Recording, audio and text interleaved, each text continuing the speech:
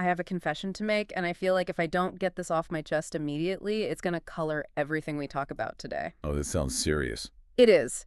To me, at least. I absolutely despise laugh tracks. You know, the canned laughter on TV sitcoms. You and pretty much the rest of the thinking world. It is the universal annoyance. But it's more than just an annoyance for me. It's visceral. I'm watching a show, a joke lands, or maybe it doesn't, which is often the case, and suddenly there is this explosion of fake mirth from an invisible audience. It feels so patronizing. It feels like the TV producers reaching out of the screen, patting me on the head and saying, "Hey, stupid, that was the funny part. You should laugh now." It feels fake because it is fake. You're reacting to the artifice of it all. Exactly. And I'm not alone in this. I was looking at the background for today's deep dive into Robert Cialdini's influence, specifically the chapter on social proof, and he mentions a survey. Oh, yeah, I know the one. They asked everyone, I mean, students, telephone repairmen, university professors, what they thought of laugh tracks. And the reaction was just brutal. People called it stupid, phony, obvious. Not one person was like, "Oh, I just love that mechanical chuckling noise." And yet, turn on the TV. Or, any streaming service with a sitcom from the last 40 years.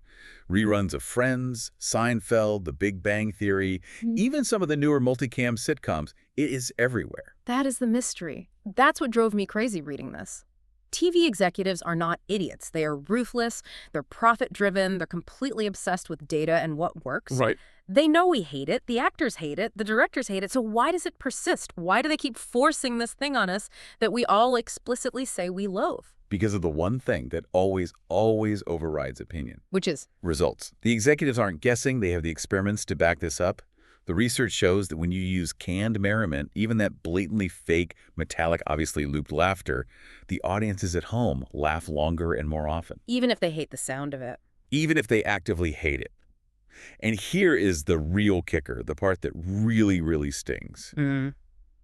They rate the material as funnier. Yeah. Yes. The track actually tricks your brain into thinking the jokes are better than they are. I want to push back on that because I feel like, I have a decent sense of humor. I feel like I can tell the difference between a funny joke and a bad joke, regardless of the noise in the background. You might think you can. I think I can. But the data says, collectively, we can't. In fact, the research indicates that canned laughter is most effective on poor humor. So the worse the joke, the better the fake laugh works. Exactly. If the joke is a total dud, the laugh track does all the heavy lifting. It's a signal to your brain that says, hey, other people are laughing, so this must be funny. So we're essentially sheep, Yeah. just responding to a sound. We're social animals. We are hardwired to look for cues from others to determine what's true and what's correct. And that is the mission for today. We're going to peel back the layers on this one, very powerful, very human tendency. We are going to find out why a machine making a ha-ha sound can trick us. But then we are going to go much deeper. Because this exact same mechanism, this principle of social proof, is the same force that can convince people to ignore a murder happening right outside their window. Wow. Or lead an entire group of people into a jungle to commit mass suicide. That is a hell of a jump. I mean, from sitcoms to suicide cult. It's the same switch in the brain. It's just a matter of voltage. Okay, so let's break down the switch itself. Cialdini calls this concept social proof. And the basic definition, as I understand it, is that we view a behavior as correct in a given situation to the degree that we see other people performing it. That's it. It's a shortcut. Yeah. And to understand why we need these shortcuts, we have to look at the animal kingdom. We actually have to talk about turkeys. Turkeys. Okay, I'm hoping there is a connection here and you're not just, getting hungry. There is definitely a connection. Ethologists, these are scientists who study animal behavior in their natural environment, have identified something called fixed action patterns. Yep. These are intricate sequences of behavior that occur in the same fashion, in the same order, every single time. It's like a type recorder in the animal's brain. Something happens, click, the tape starts to play. And then, the behavior just rolls out automatically. So it's totally automatic, no conscious thought. Completely. And the mother turkey is the absolute perfect example of this. There was a scientist, M.W. Fox, who conducted an experiment in the 1970s. Now, mother turkeys are usually great parents. They're protective, they clean their young, they keep them warm. Sure, standard mothering stuff. But the trigger for all of this mothering behavior isn't the sight of the chick or the smell of the chick or the feel of it. It is one specific sound. What sound? the cheep, cheep noise of the baby turkey. Just the sound, nothing else. Just the sound. Mm-hmm. If the chick makes that sound, the mother cares for it. If the chick, for some reason, doesn't make the sound, the mother will ignore it, or in some cases even kill it. That seems, that's incredibly specific and really risky. It's efficient. Usually the only thing in nature that goes cheep, cheep around a mother turkey is baby turkey. But Fox proved how mechanical this response was. He took a stuffed polecat. A polecat. Okay, so that's the natural enemy of the turkey. The arch nemesis. If a real turkey sees a real polecat, it attacks. It squawks, it pecks, it goes absolutely crazy. Right, pure survival instinct. So Fox takes this stuffed polecat and starts pulling it towards a mother turkey on a string. And just as you'd expect, she attacks it furiously. But then, and this is the wild part, he puts a little tape recorder inside the stuffed polecat. And on that tape recorder, he plays the cheep, cheep sound of a baby turkey. So the sound of her own baby is coming from the body of her mortal enemy. Exactly. And the moment that sound starts, the mother turkey stops attacking. She actually gathers the polecat underneath her. She tries to keep it warm. She starts treating her arch nemesis like her own child. Just because of the cheep, cheep. Click. Whir. The sound plays, the mothering tape rolls, and the second he turned off the tape recorder. Let me guess. She attacked it again. Okay, that is fascinating. But that's a turkey. A turkey has a brain the size of a walnut. We are humans. We have the internet. We have philosophy. We don't have these tape recorders in our heads. Don't we? Let's go back to the laugh track. You know it's fake. You know there isn't a real happy audience sitting in that studio. But you hear, ha ha ha, and your brain goes, click, this is funny.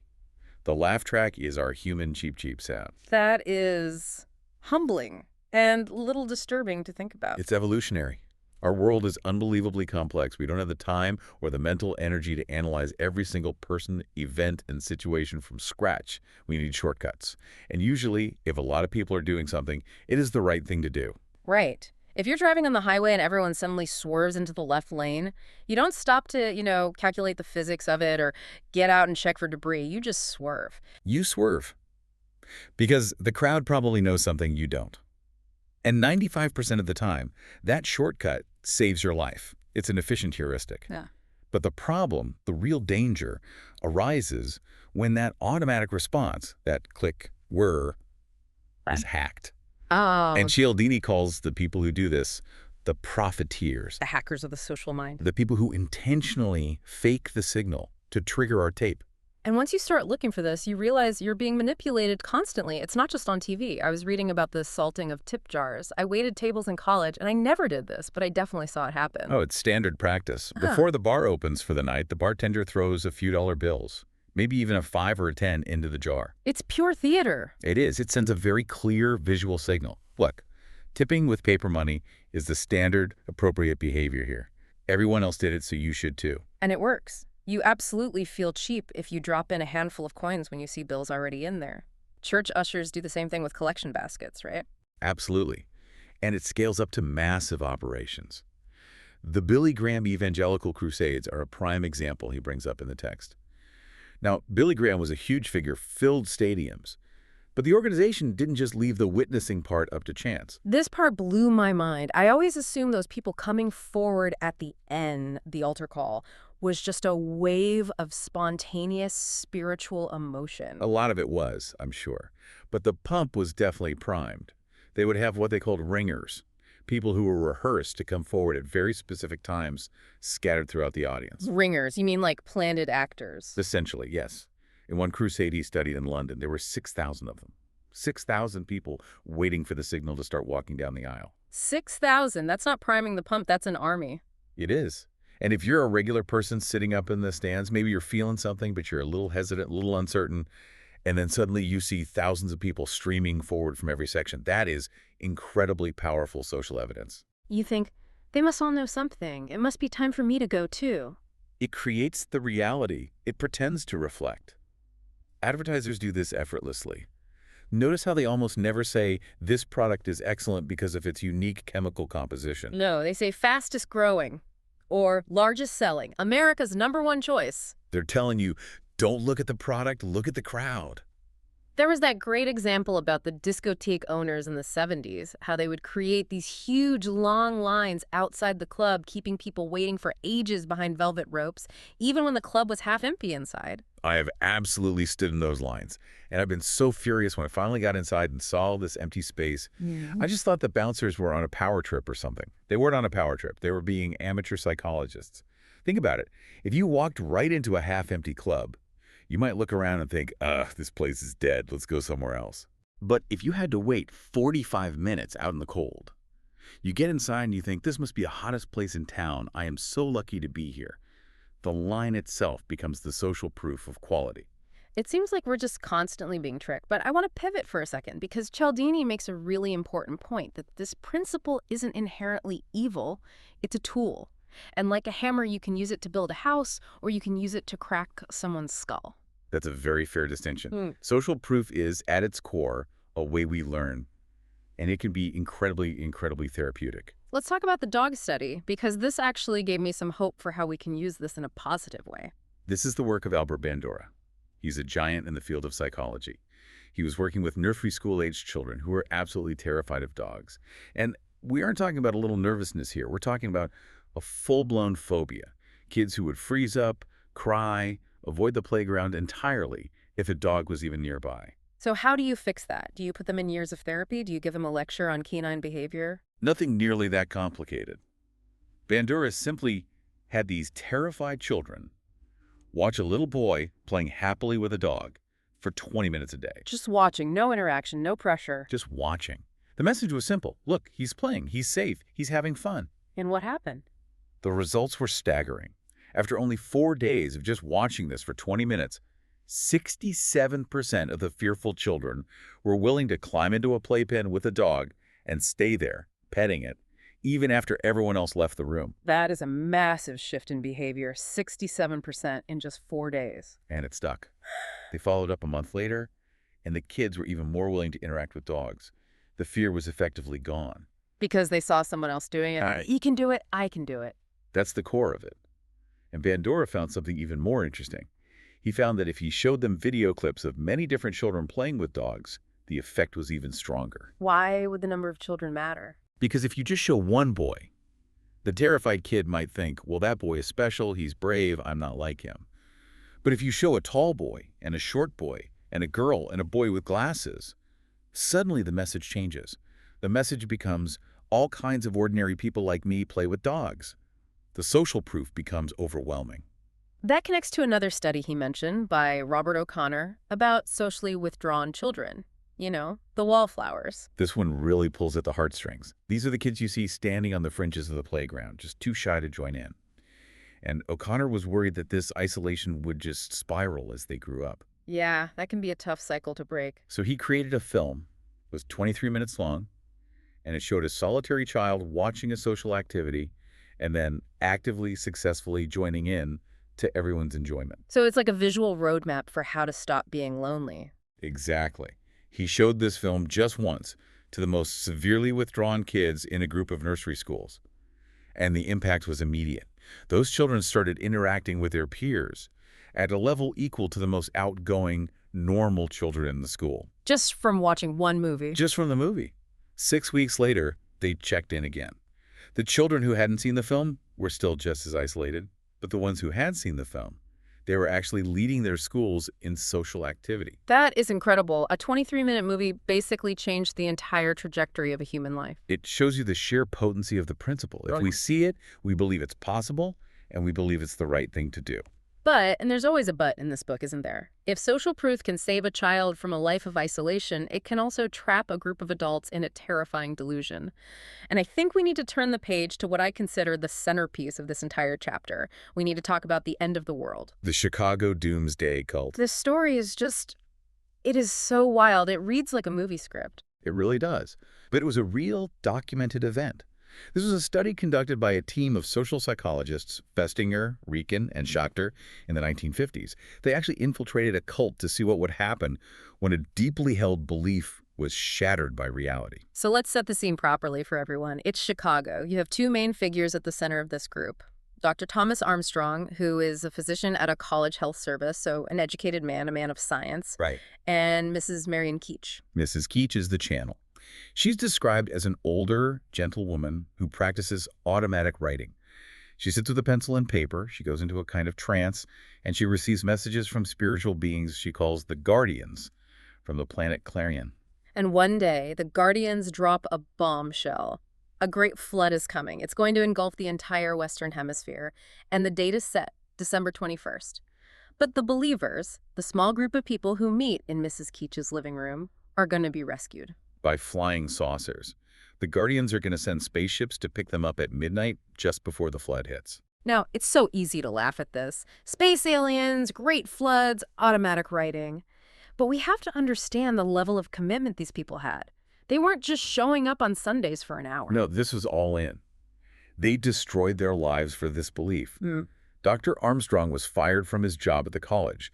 His own sister filed a motion in court to have his children taken away and have him declared legally insane. Imagine that pressure. Your own family is trying to have you committed. People quit their jobs. They burned bridges with family and neighbors. They gave away their money. They methodically cut every single tie to the doomed world.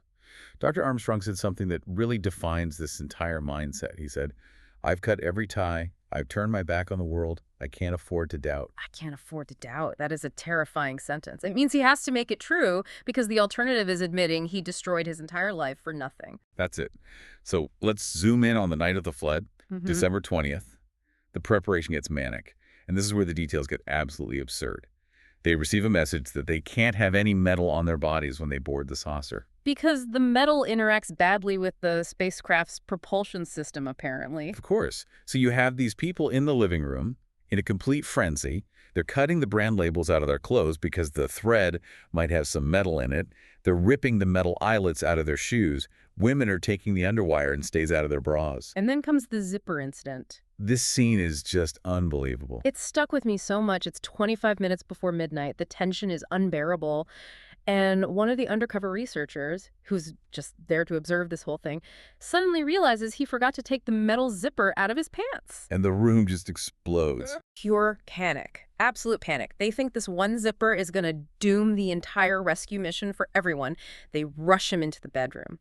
Dr. Armstrong, this educated physician, is trembling. His hands are shaking so bad he can barely function.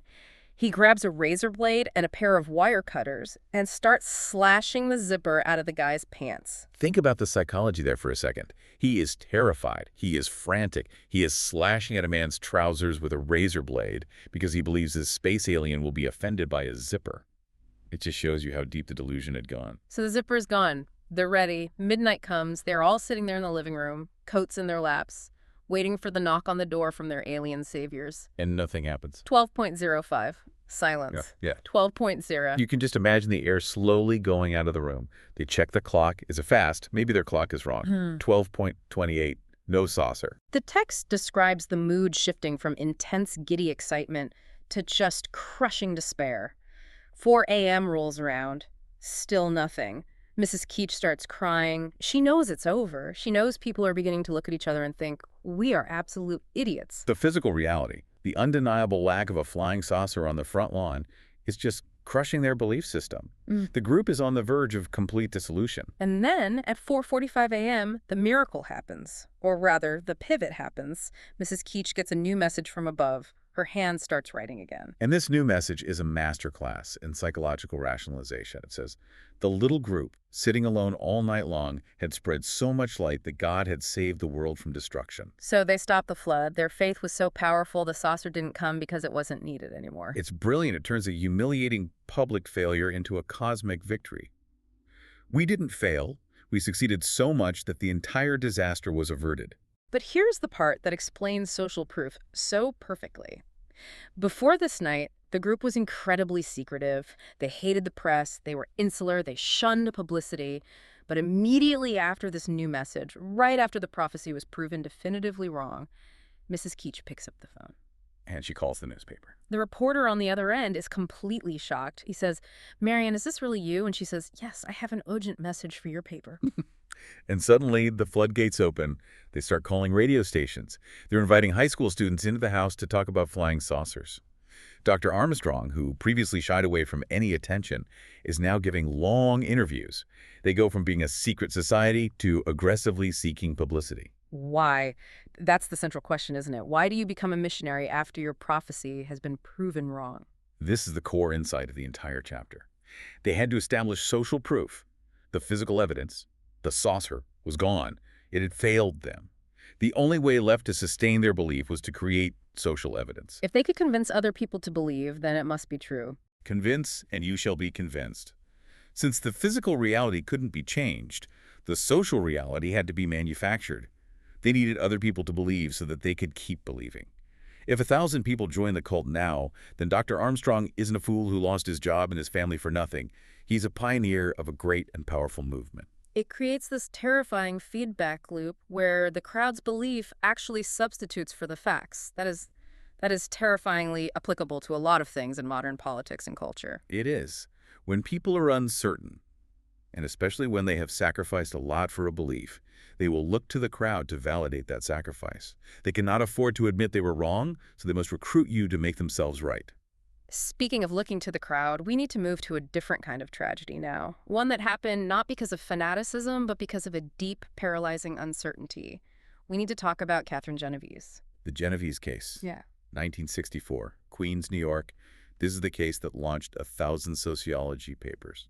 And it's such a grim story for those of you who don't know it.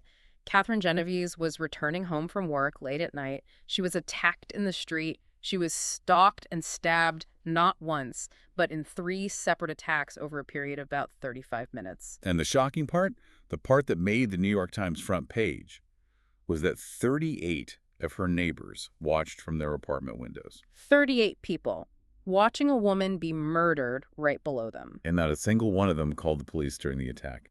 One person finally called after she was already dead. Now, the narrative that came out of this was immediate, and it was damning. The media went berserk. They called it the Cold Society. They said New York City had made people apathetic, selfish, indifferent, urban depersonalization. And honestly, reading it, it's hard to argue with that. I mean, 38 people, that has to be some kind of moral decay, right? That is the intuitive answer. We want to blame the individuals. We want to say they were bad people.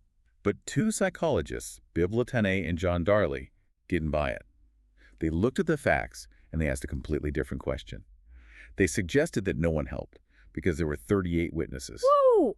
Say that again. You're saying if there had been only one witness, she might have lived? Almost certainly. Latané and Darley identified 2 major psychological factors that paralyzed that crowd. First, the diffusion of responsibility. Okay. If you are the only person there, the pressure is 100% on you. If you don't call, no one calls. But if there were 38 people, everyone thinks, oh, someone else has probably already called, or someone else over there is better prepared to handle this than I am. Why should I be the one to get involved? The guy in apartment 4B is probably on the phone with 911 right now. Exactly. And the second factor is pure social proof. It's a phenomenon called pluralistic ignorance. You see, an emergency isn't always obviously an emergency from a distance. Right. Is that man on the ground having a heart attack, or is he just a drunk guy sloping it off? Is that a scream of terror, or is it just a loud argument between a couple next door? So when we're uncertain, what do? We look at other people. We scan the crowd for cues. We look for the social cue. We look for proof. But here's the trick. Everyone else is looking at everyone else. Right. And because we all want to appear cool and collected in public, we don't want to be the crazy person screaming fire when it turns out to be just some burnt toast. We try to look calm and unflustered. So I look out my window and I see you looking out your window and you look calm. And you look at me and I look calm. So we both secretly decide, well, nobody else is freaking out, so it must not be a real emergency. Yeah. We mislead each other by our own collective inaction. And meanwhile, the victim is on the street dying. Latané and Darley proved this with some brilliant experiments. They did the famous smoke study.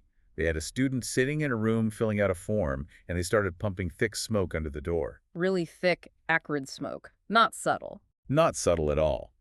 Now, if the student was alone in the room, what happened? They acted. 75% of the time, they walked out and reported it within minutes. But if they were in a group of 3 people? The reporting dropped to 38%. And here's the real clincher. If they put the student in a room with 2 actors who were instructed to completely ignore the smoke, to just keep working on their forms and wave it away casually, The reporting rate dropped to 10%. 10%.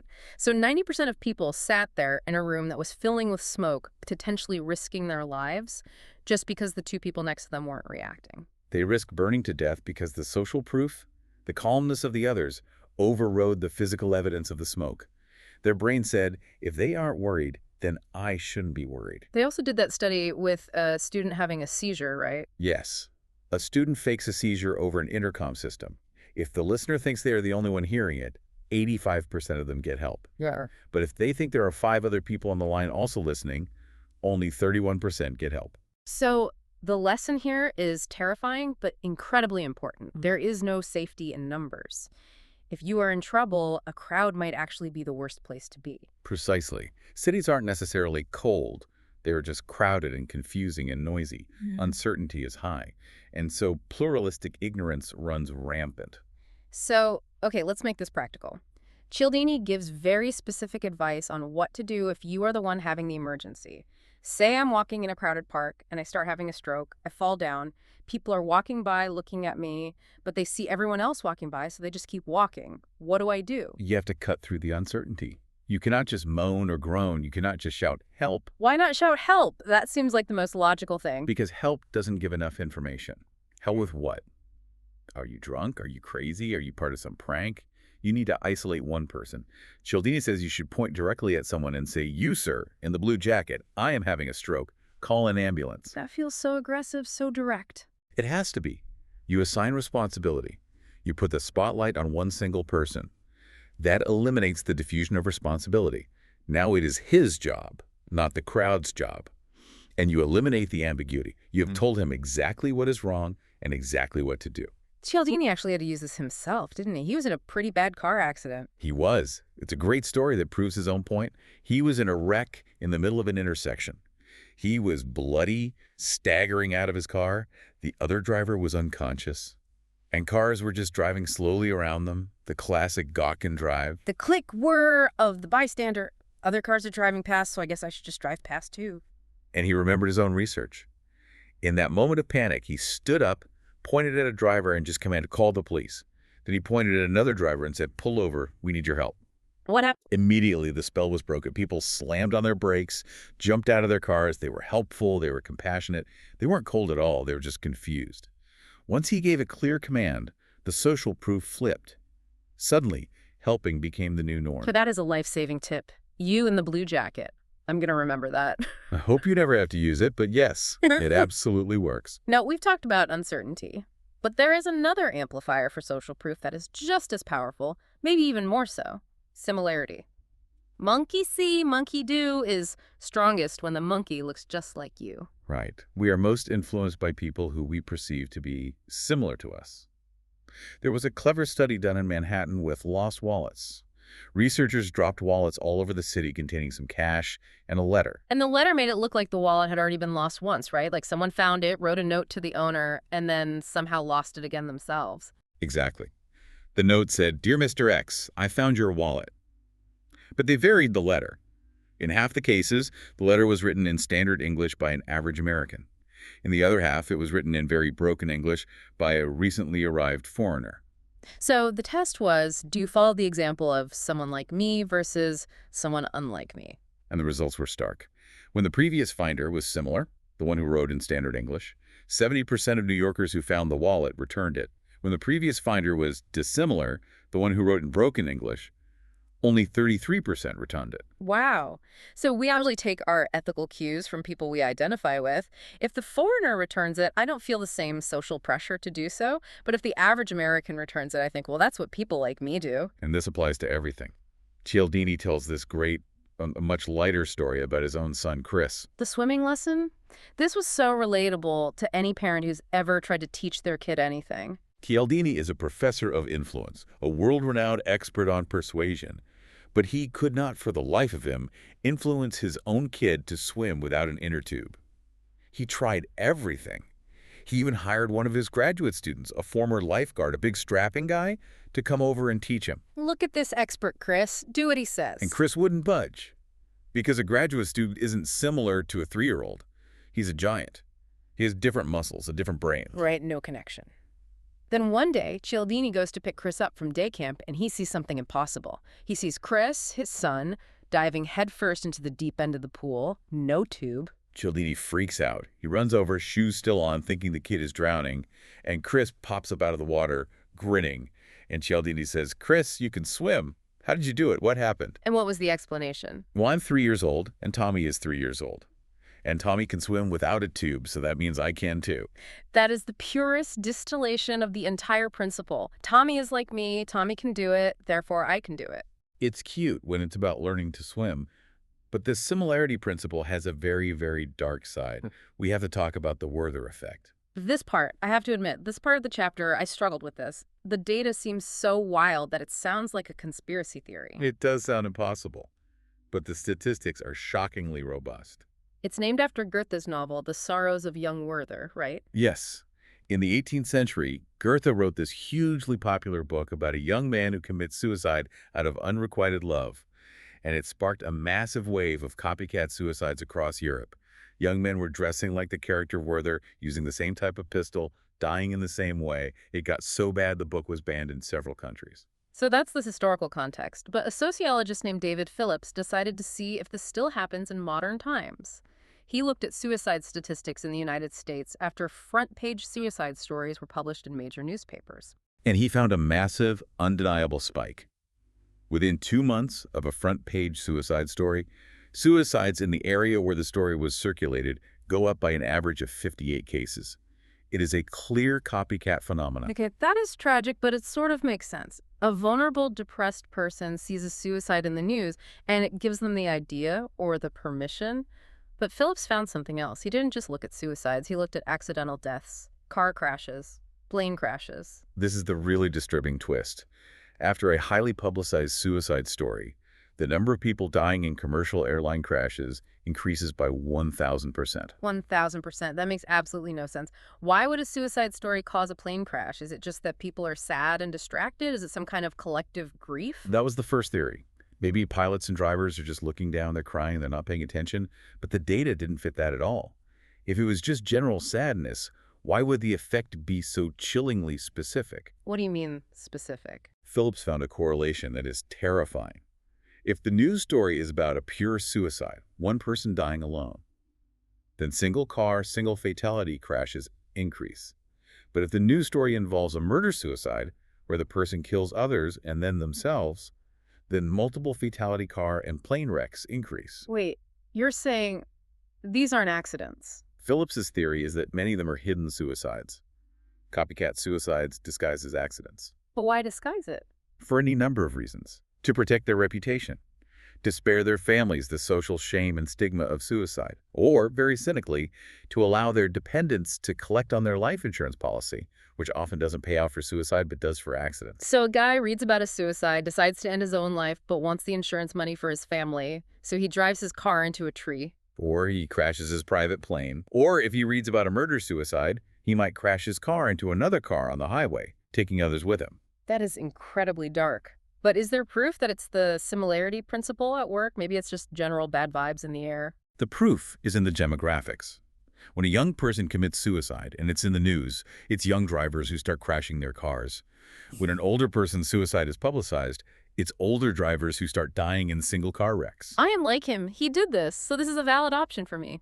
It is the exact same logic as the swimming lesson, but with the most lethal consequences imaginable. It shows that social proof is so powerful, it can actually override our most basic instinct for survival.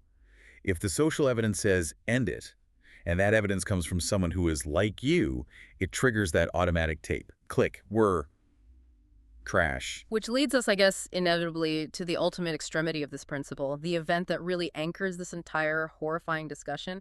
We have to talk about Jonestown. The People's Temple, Guyana, November of 1978. 910 people dead. Most of them willingly drank a vat of strawberry-flavored drink that was laced with cyanide. It is the absolute nightmare scenario of influence and persuasion. I remember the question that everyone was asking at the time. How? How does one man, Jim Jones, convince nearly 1,000 people to kill themselves and, even more horribly, kill their own children? Was he just that charismatic? Was he some kind of master hypnotist? Charisma was definitely part of it. But Dr. Louis Jolyon West, A psychiatrist who studied cults extensively said something profound after the tragedy. He said, "This wouldn't have happened in California." Meaning the location was the key. The location was everything. Jones moved his followers from San Francisco to a remote, isolated settlement in the middle of a jungle in South America. Think about that through the lens of everything we've discussed today. Uncertainty. Extreme, total uncertainty. They're in a rainforest, the customs are strange, the environment is hostile, the animals are alien. They're completely cut off from the rest of the world. No media, no family, no outside voices at all. So when they're uncertain about how to act, who do they look to for cues? They can only look to each other. And they are all members of the same cult. There are no outsiders. There are no dissenting voices. Jones created a perfect closed loop of social proof, a vacuum where the only reality was the reality that the group itself created. So when the order finally came to drink the poison... It wasn't instant, right? It wasn't like they all just lined up and drank at once. No. And this is the social jujitsu that Jones used. He had the most fanatical, loyal members go first. They took the poison quickly and willingly. They cheered as they died. So the rest of the crowd sees people like them, their neighbors, their friends doing it. They see the leaders they trust doing it. And just as importantly, they see everyone else standing quietly in line. Pluralistic ignorance again. They look around. Look at everyone standing there. They aren't screaming. They aren't fighting back. They are calm. Therefore, this must be the right thing to do. It was a herd phenomenon, a stampede. Exactly. Cialdini compares it to a slaughterhouse. You don't have to drive every single animal into the pen. You just get the leaders moving and the rest of the herd follows. Jones didn't have to hypnotize them. He just had to isolate them in a place where the uncertainty was so high that they completely surrendered their individual will to the social proof of the group. It is a heavy realization. We like to think of ourselves as independent thinkers. I would never do that.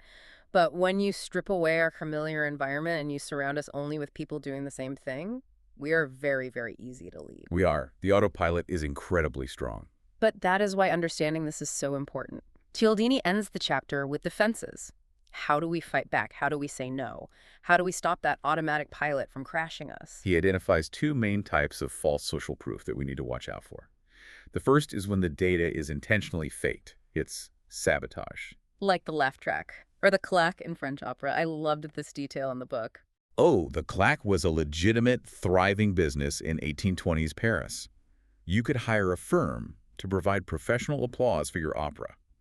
And they had specialists. Break down the specialists for me. This is fascinating. Okay, so you had the pleuriste. She was a woman who was paid to weep on cue during the sad scenes. Then you had the rieur, a guy who was paid to laugh infectiously at all the jokes. And the bisseux. He was the guy who would yell encore, or bis, Yes. at the end of a big number to trigger more applause. It was blatant fakery, just like the man on the street interviews you see in commercials today. You know, I just happened to run into this camera crew and I have a burning question about buffering. And then, oh wow, it's the guy from the commercial I saw last night. It's all actors. It is fake social proof.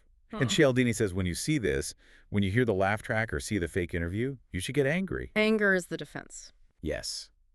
You need to consciously disconnect the autopilot. Recognize it as a forgery. Mock the TV screen. Say out loud, that is fake laughter. Don't buy the product. Send a letter of complaint. We have to be vigilant against the fakes, or the profiteers will just keep using them on us. But the second type of danger is harder to spot. It's not sabotage. It's the innocent error, the snowball effect. And this is when the social proof is real. People actually are doing it. But they're all doing it for the wrong reason, based on a faulty initial assumption. Like the freeway example he gives. Right. You're driving. The two cars ahead of you suddenly signal and change lanes. You assume there must be an obstruction up ahead, a dead deer, a stalled car. So you signal and change lanes too. And the guy behind you sees 3 cars all signaling, so he definitely signals and moves over. And soon you have a massive line of cars squeezing into one lane, creating a huge traffic jam. But maybe those first 2 drivers just happened to be changing lanes at the same time to take the same exit. There was never any obstruction. This reminds me of the buffalo jump. The Native American hunting technique. Yes. Buffalo have eyes on the sides of their heads. Their primary instinct is to look at the rest of the herd, not straight ahead. So if you can get the leaders running toward a cliff, The rest just follow the movement of the herd right over the edge. they're looking down and around at the other buffalo, not up and ahead at the giant cliff they're about to run off of. So the defense there is check your own instrument panel. Right. Don't just trust the herd. Look up. Is there actually an obstruction on the road? Is there actually a fire in the building? Is this actually a good idea? There is a great final story about a racetrack bettor that sums this all up perfectly. It's a scam, but it shows how easily the herd is led by false information. Yes, this is a classic track scam. Let's say a high roller wants to bet on a specific horse. Let's call him Blue Thunder. But Blue Thunder is a good horse, so the odds are low. He won't make much money if he wins. He wants better odds. He wants the big payout of a long shot. Exactly. So right when the betting window's open, he puts $100 on a terrible horse. A horse with a broken leg, practically. Yeah. A 15-to-1 shot. And because the betting pool is still very small early in the day, that $100 bet is enough to make the terrible horse look like the favorite on the tote board. Right. The board lights up. The terrible horse is now listed at 2-to-1. And people at the track who maybe don't know horses that well look up at the board, they see a favorite, they think, well, the smart money must be on that horse. Somebody knows something I don't. Click, whir. The crowd likes this horse, so I should like this horse too. So they start betting on the terrible horse. Yeah. And it snowballs the social proof. The odds on the bad horse drop even further.